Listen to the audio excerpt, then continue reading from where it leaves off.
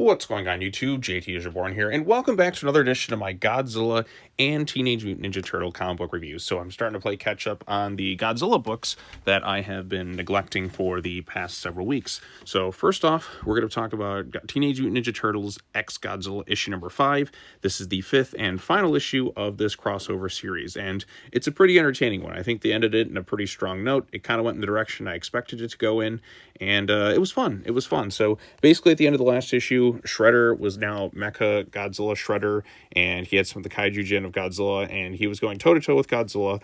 It's basically a fight to death between the characters, but then they kind of destabilized the mutagen thing, so we have Leonardo fused with Godzilla, Michelangelo fused with Ghidorah, and Raph fused with Rodan, and they get into a fight, and then Mothra, April O'Neil shows up. There is one moment I thought was kind of goofy, where basically the Foot Clan used a giant net to kind of capture her. I'm like, seems a little ridiculous, but, you know, this is about 4 talking turtles that turn into giant kaijus. I can suspend my disbelief for that, but anyway, so the turtles go in to try and fight off Shredder. Shredder kind of blasts them at some point, and they go back down to normal size. April's kind of doing battles, and she's kind of fused with Mothra in a way, and then the turtles have to kind of come to that understanding on a spiritual level with Godzilla. They have to form that connection with him in order to kind of alleviate his anger, work with him in order to defeat Mechashredder, and they do. Like, they've had some tension with each other. We also have Jedatello shows up too, and they even call back references seemingly to Godzilla versus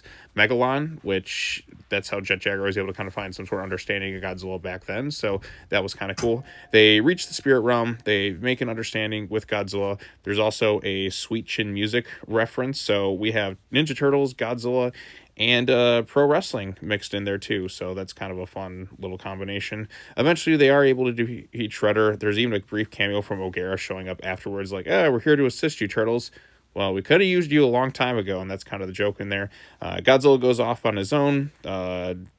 Jet Jaguar, or Jedatello, is now kind of like working with Emmy and kind of like an alliance with the Turtles, and we get one last kind of joke of understanding, like, hey, now I know why it's called the Foot Clan, because they're in one giant Godzilla footprint. So that's the rundown of what happens in the storyline. Artwork is really great. It's a fun storyline that kind of fuses the Turtles together. We get to see some crazy, basically like mecha fusion combinations of these different characters. I've even seen some of the toys, and I kind of want to pick some of those up because I think the figures look really cool. And it's just, you know, if you're a fan of both IPs, I can't see why you wouldn't enjoy this thing. It's a chance to see the Turtles turn into giant kaijus and fight Shredder alongside Godzilla and all that. I mean, it's just a fun concept to have the Turtles like crossing over with Godzilla and seeing their personalities fused in with the Toho monsters, and even like having Jet Jaguar and Godzilla doing his thing and Shredder doing his thing.